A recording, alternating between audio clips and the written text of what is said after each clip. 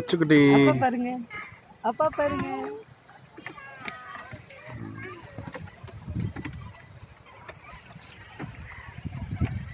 Fountain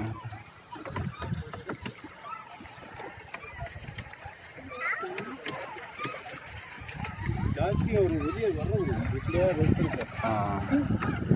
10 ரூமோட ஒரு கடை கட்டிட்டாரு.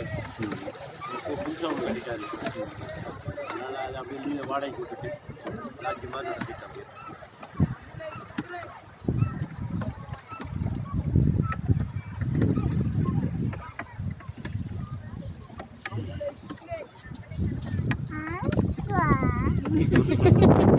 ஐஸா?